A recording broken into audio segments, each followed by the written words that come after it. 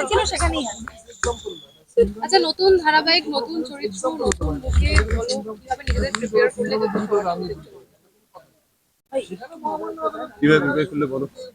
আমি প্রিপেয়ার করতে হয়নি, সাঁতার কাটতে বলেছিল, সাঁতার আমি জানি। তবু গঙ্গায় ঝাঁপ দেওয়া, তার জন্য তো একটা প্রিপারেশন লাগে। না না, গঙ্গায় ঝাঁপবো বলে কি প্রিপারেশন? আগে 3 দিন ধরে গঙ্গায় ঝাঁপ দিয়েছি। ভয় লাগে না? না, ভয় লাগে। সবাই ছিল, সবাই খুব যারা ভালো। সাঁতার জানে সাধারণত অসুবিধা হওয়ার কথা নয়। অনেকে বলে যে সাঁতার জানি, খালি বলে, তাদের ভয় লাগে গঙ্গায় ঝাঁপ দিতে, তাই না? আমি সত্যি জানি। হ্যাঁ, ও সত্যি জানে, ও তো নিজে থেকে শর্টগুলো দিয়েছে। আর আমার মনে হয় যে যা হয় দুটো একদম ডিফারেন্ট দুটো ওয়ার্ল্ড থেকে দুটো মানুষ যদি উঠে আসে এবং কোথাও খালি আইডিওলজির একটা মিল রয়েছে বলে তাদের এক জায়গায় আসা এবং সেখান থেকে একটা জার্নি শুরু হওয়া। আমার মনে হয় গঙ্গা অনেকটা সেটাই, যেখানে অর্জুন চ্যাটার্জি এবং গঙ্গা দুজনেই দুটো আলাদা জগৎ, আলাদা পৃথিবী, একদম সম্পূর্ণ আলাদা, কিন্তু তাদের আইডিওলজিটা কোথাও একটা এক। তারা কোথাও একটা সুস্থ সবল একটা সুন্দর পৃথিবী চায়, মানে অসামাজিক কাজ মুক্ত একটা পৃথিবী চায়। তো সেটার উদ্দেশ্যে ওদের লড়াই, এবং সেই ওই একটা সূত্র ধরেই দুজনের আলাপ, এবং তারপর থেকে গল্প কিভাবে এগোয় সেটাই আমাদের দেখা। এবং অবভিয়াসলি যেটা বুঝতে পারছো যে গঙ্গার চরিত্রটার মধ্যেও একটা খুব ডুয়ালিটি রয়েছে। ওর মধ্যে যেমন একটা লড়াই করে বাঁচার একটা তাগিদ রয়েছে, তেমন আবার লড়াই করে খারাপের সঙ্গে, মানে কি বলবো, খারাপ থেকে সমাজ থেকে সরিয়ে দেওয়ারও একটা তাগিদ রয়েছে, যেটা সেটা মানে works with Arjun Chatterjee also. মানে ওর একটা পরিবারের দিক রয়েছে, ভাই বোন, জেঠু জেঠিমা, মা বাবা সবাইকে নিয়ে। আবার ঠিক একই সময় তার কাছে তার ডিউটিটা এত ইম্পর্টেন্ট হয়ে যায় যে সে সবকিছু ভুলে তখন শুধুমাত্র ডিউটিতেই ফোকাস করে।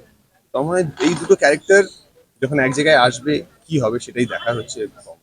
আচ্ছা, গঙ্গা তো জলে ডুব দিচ্ছে, অর্জুন কোথায় ডুব দেবে? গঙ্গায় ডুব দিচ্ছে যা হয়।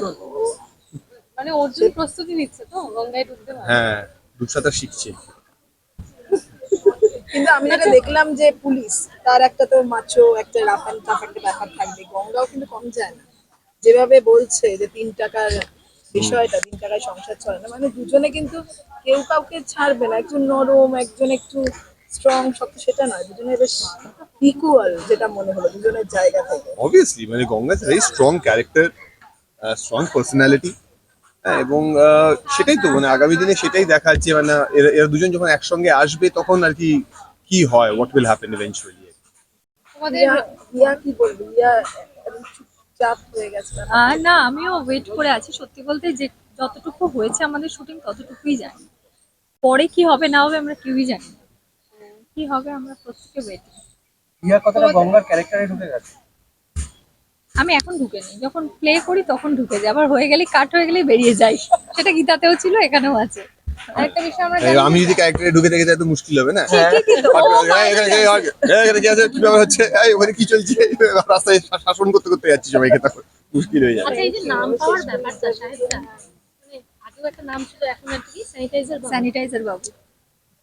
এর আগের নামটা খুব কি? অপছন্দ, লুক দিচ্ছে এর আমাদের। আগের নামটা কি তুমি জানো? হ্যাঁ, ভালো নাম। পাচক মশাই, তাই তো?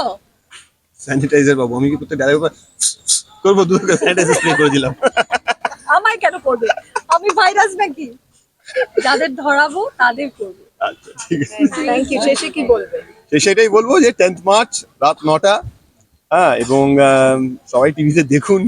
আবার ফিরছি আমরা, মানে ও একটা নতুন রূপে, আমি একটা নতুন রূপে ফিরছি আবার। তো আমরাও খুব এক্সাইটেড, খুব নার্ভাস, এবং লুকিং ফরওয়ার্ড যে 10 তারিখ 9টার পর কতগুলো ফোন কল আসবে ঠিক। আমাদের, যারা আমাদের অনুরাগীরা রয়েছেন, যারা আমাদের ফ্যান্স, যারা আমাদের, তাদের কাছে আমাদের নতুন এই লুকটা, নতুন শোটা কিরকম লাগবে সেটা জানার জন্য আমরা অলরেডি প্রমোতেই অনেক ফোন পেয়েছো তুমি। হ্যাঁ হ্যাঁ আমি অল্প পেয়েছি, ও বেশি পেয়েছে, বাট পেয়েছি অনেক। এবার টেলিকাস্টে কি হয়? প্রশংসা করেছেন প্রোমো দেখে আমাদের ইন্ডাস্ট্রি, আমাদের যারা সিনিয়র্স রয়েছে, হ্যাঁ, তাদেরকে আমি পাঠিয়েছিলাম প্রোমোটা, তারা সকলেই খুবই প্রশংসা করেছে। তো আশা করা যাচ্ছে যে একটা ভালো কিছু আবার নিয়ে আসতে পারবো আমরা।